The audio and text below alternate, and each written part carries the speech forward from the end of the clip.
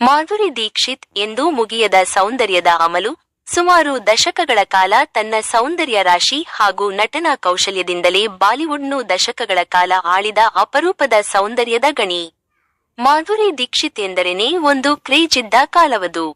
ಈ ನಟಿಯ ಖ್ಯಾತಿ ಅದ್ಯಾವ ಮಟ್ಟಕ್ಕೆ ಹೋಗಿತ್ತು ಅಂದ್ರೆ, ನೀವು ನಮಗೆ ಮಾಧುರಿ ದೀಕ್ಷಿತ್ರನ್ನು ಬಿಟ್ಟುಕೊಡಿ, ನಾವು ಆಕ್ರಮಿತ ಕಾಶ್ಮೀರ ಬಿಟ್ಟುಕೊಡುತ್ತೇವೆ ಎಂದು ಪಾಕಿಸ್ತಾನಿಯರು ಹೇಳುವಂತಹ ಕ್ರೇಜ್ ಅನ್ನು ಜಾಗತಿಕವಾಗಿ ಮಾಧುರಿ ಹೊಂದಿದ್ದರು. ಹೆಚ್ಚು ಪ್ರಸಿದ್ಧಿ ಪಡೆದ ಬಾಲಿವುಡ್ ನಟಿಯರಲ್ಲಿ ಮಾಧುರಿ ಮೊದಲಿನ ಸಾಲಿನಲ್ಲಿ ಬಂದು ನಿಲ್ಲುತ್ತಾರೆ. ಇಂದಿಗೂ ಕೂಡ ಅವರ ಸೌಂದರ್ಯಕ್ಕೆ ಮುಕ್ಕು ಬಂದಿಲ್ಲ, ಕಣ್ಣಿನ ಮಾದಕತೆಗೆ ಕುಂದು ಬಂದಿಲ್ಲ, ಮೋಹಕ ನಗೆಗೆ ಮಾಸುವಿಕೆ ತಾಗಿಲ್ಲ. ಇಂತಹ ನಟಿಯ ವೃತ್ತಿ ಬದುಕಿನಲ್ಲಿಯೂ ಒಂದು ಕಹಿ ಘಟನೆಯೊಂದು ನಡೆದು ಹೋಗಿತ್ತು. ಅಂದಿನ ಕಾಲದ ಖ್ಯಾತ ನಟ ಮಾಧುರಿ ಸೌಂದರ್ಯಕ್ಕೆ ಮರುಳಾಗಿ ಸಿನಿಮಾದ ಸೀನ್ ಒಂದರಲ್ಲಿ ತನ್ನನ್ನೇ ತಾನು ಮರೆತು ಮಾಧುರಿ ಎಂಬ ಸೌಂದರ್ಯ ರಾಶಿಯೊಳಗೆ ಉನ್ಮತ್ತನಾಗಿ ಕಳೆದು ಹೋಗಿ ಎಡವಟ್ಲೊಂದನ್ನು ಮಾಡಿಕೊಂಡಿದ್ದರು. ಆ ನಟನ ಹೆಸರು ವಿನೋದ್ ಖನ್ನಾ. 1988ರಲ್ಲಿ ನಿರ್ಮಾಣವಾದ ದಯಾವಾನ್ ಸಿನಿಮಾದಲ್ಲಿ ಮಾಧುರಿ ದೀಕ್ಷಿತ್ ಹಾಗೂ ವಿನೋದ ಖನ್ನಾ ನಟಿಸಿದ್ದರು. ಈ ವೇಳೆ ಸಿನಿಮಾದ ಒಂದು ಸೀನ್ನಲ್ಲಿ ನಾಯಕ ಹಾಗೂ ನಾಯಕಿ ಆತ್ಮೀಯವಾಗಿ ಪ್ರಣಯದಲ್ಲಿ ತೊಡಗಬೇಕಿತ್ತು.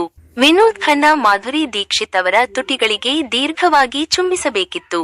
ಮೊದಲೇ ಸೌಂದರ್ಯದ ರಾಶಿ, ಮೋಹಕ ಮೈಮಾಟ, ಹರೆಯಕ್ಕೆ ಕಳೆದು ಹೋಗಲು ಇನ್ನೇನು ಬೇಕು? ವಿನೋದ ಖನ್ನಾ ಅಕ್ಷರಶಃ ಮಾಧುರಿ ಎಂಬ ಮೋಹಕ ಅಮಲಿನ ಬಾಹುವಿನಲ್ಲಿ ಕರಗಿ ಹೋಗಿದ್ದರು.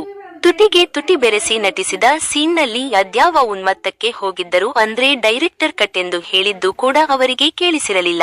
ಮಾಧುರಿ ಕೊಸರಿಕೊಳ್ಳಲು ಸಹ ಅವಕಾಶ ನೀಡದಂತೆ ಅಮಲೊಂದರಲ್ಲಿ ಮುಳುಗಿದ್ದ ವಿನೋದ್ ಖನ್ನಾ ಮಾಧುರಿ ತುಟಿಯಲ್ಲಿ ರಕ್ತ ಸುರಿಯುವ ಹಾಗೆ ಚುಂಬಿಸಿ ಬಿಟ್ಟಿದ್ದರು. ದಯಾವಾನ್ ಸಿನಿಮಾದ ಈ ಒಂದು ಘಟನೆ ಜಾಗತಿಕವಾಗಿ ಸುದ್ದಿಯಾಗಿತ್ತು.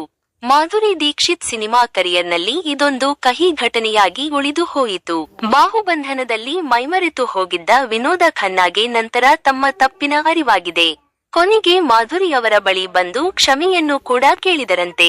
ಆದರೆ ಮೋಹಕ ನಟಿ, ನೀವು ಮಾಡಿದ್ದು ಕ್ಷಮೆಗೆ ಅರ್ಹವಲ್ಲದಂತದ್ದು ಎಂದು ಅಲ್ಲಿಂದ ಎದ್ದು ಹೋದರಂತೆ.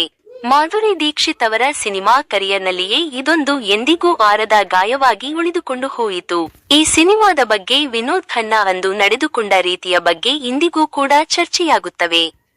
ಇದು ಇವತ್ತಿನ ಅಪ್ಡೇಟ್ಸ್ ಆಗಿದ್ದು, ಇನ್ನು ಜಾಸ್ತಿ ಅಪ್ಡೇಟ್ಸ್ ಪಡೆಯಲು ನೋಡ್ತಾ ಇರಿ ಎಂಟರ್ಟೈನ್ಮೆಂಟ್ ನ್ಯೂಸ್ ಚಾನೆಲ್.